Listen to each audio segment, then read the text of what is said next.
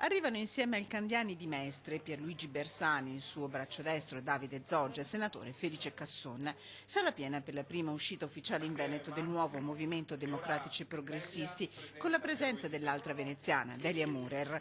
Ritorno allo spirito dell'Ulivo e centrosinistra le parole d'ordine per i transfughi del PD renziano. Il PD non è, dopo la cura renziana, il PD non solo non è in grado di organizzare e di promuoverlo, un centro-sinistra plurale, ma è respingente verso un pezzo di popolo, c'è poco da fare. Questo ormai è conclamato.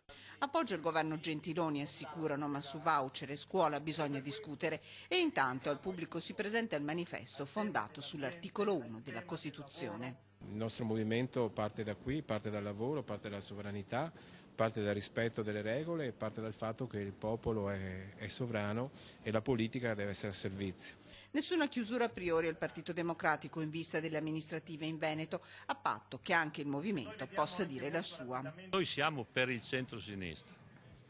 Siamo per il centro-sinistra. Ho detto prima, quel che chiediamo nazionalmente lo vogliamo fare anche localmente e quindi cercheremo di raccogliere forze nel centro-sinistra che possono portare al centro-sinistra a essere competitivo. Da Venezia parte il Veneto, il radicamento con l'apertura delle prime sedi. Noi apriremo fra pochi giorni una sede a Mestre, che è la sede della provincia di Venezia, e abbiamo raccolto già moltissime adesioni anche questa sera, ovviamente le divideremo per comune.